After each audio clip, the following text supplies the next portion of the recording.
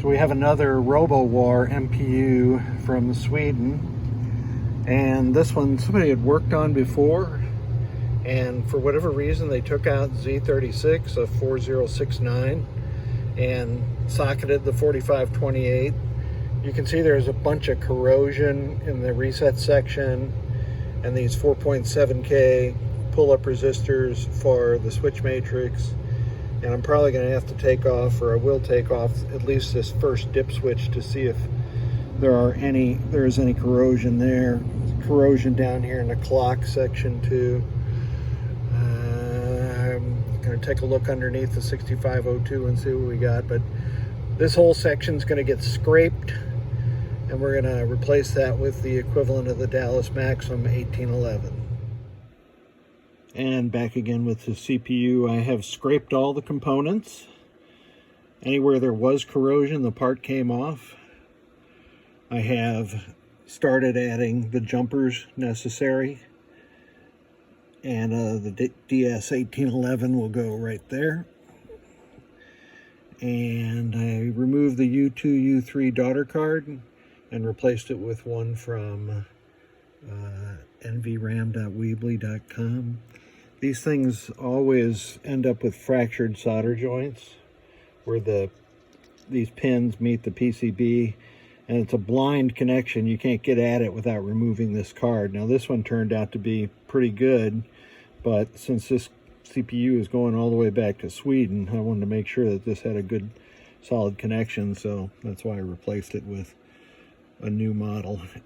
This looks a little messy right now, but this is going outside right now to get a little high pressure hose down and get all that green stuff that came off when I sanded the board off.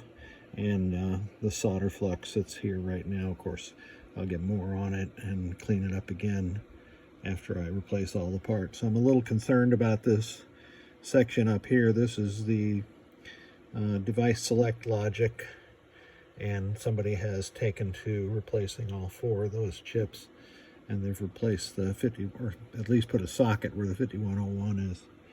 All right, let's get back at it.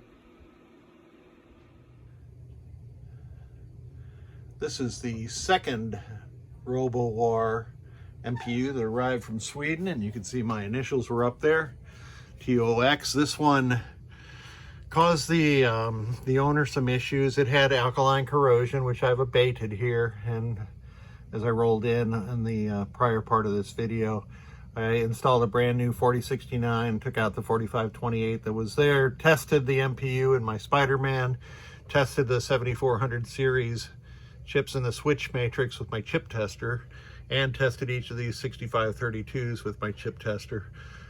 One of the 6532s was dead. I don't know whether it came out of U4, 5, or 6. Sorry about that, but I've replaced it with an NOS chip. And the other problem with this board was that the 2764 ROM was invalid. So I have replaced that with known good ROMs in my game, and I'll ask the client if they'd like to have a free play ROM burnt.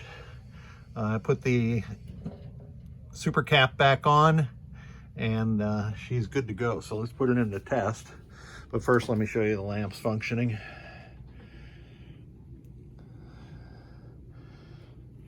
Gottlieb used discrete lamp drivers versus a lamp matrix. So I'm going to press the diagnostic button, and then I'm going to skip to test 16, which again is lamp test. It's really hard to tell if lamps are working in lamp test. Now we'll go to solenoid.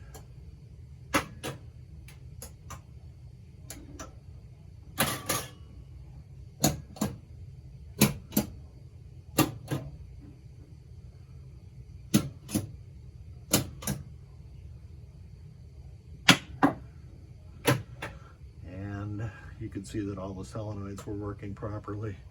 So let's go through switch test. Going through column 1 right now. This is important for this board since the switch matrix was blown. Now I press the 7 button, which advances the test. So let me skip past all this again and get back into switch test. Okay.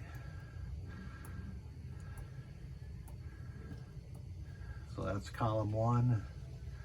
Here is row 1. All working properly. Excellent. The next test is the dip switch settings, which I set to, well, I had to replace the left dip switch and it's still on zeros, but I'll set that to the same thing as my RoboWar, is 333C2. And the next is display test. And the display is being driven correctly. The next is memory test, the 5101. And the prom checksum for RoboWars is 1D Charlie Alpha.